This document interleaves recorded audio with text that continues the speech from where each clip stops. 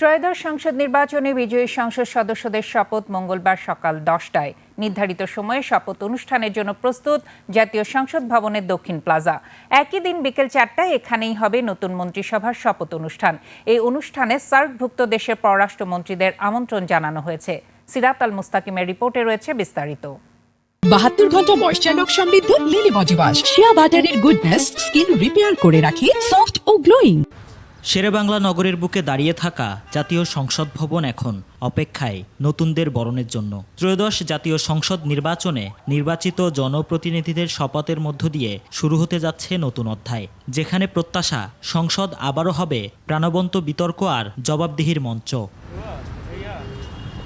মঙ্গলবার নবনির্বাচিত সংসদ সদস্য এবং প্রধানমন্ত্রী ও মন্ত্রিপরিষদের শপথকে কেন্দ্র করে সংসদ ভবন প্রাঙ্গণে এখন শেষ মুহূর্তের প্রস্তুতির ব্যস্ততা চলছে। পরিষ্কার পরিচ্ছন্নতা ও সৌন্দর্য বর্ধনের কার্যক্রম।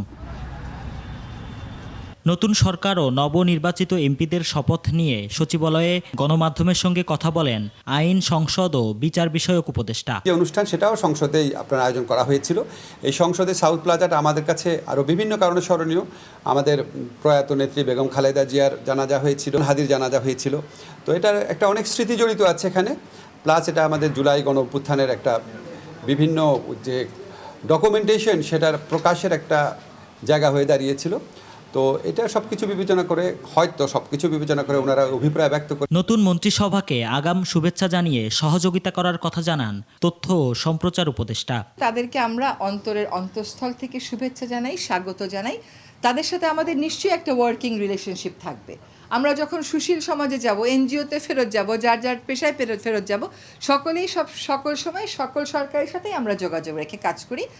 তারা যদি আমাদেরকে কোনো ব্যাপারে আমাদের পরামর্শ প্রয়োজন মনে করেন, তারা অবশ্যই চাইবেন আমরা দিব। আর আমরা কে কোন মন্ত্রণালয়ে কি কাজ করেছি তার একটা তালিকা আমার দুটো আজকেই শেষ হয়ে যাবে, চূড়ান্ত করে দিয়ে যাব। নবনির্বাচিত এমপিদের শপথ অনুষ্ঠানে উপদেষ্টাদের কেউ না থাকলেও মন্ত্রিসভার শপথে যোগ দেবেন তারা। সিরাত আল মুস্তাকিম, 21 টেলিভিশন, ঢাকা।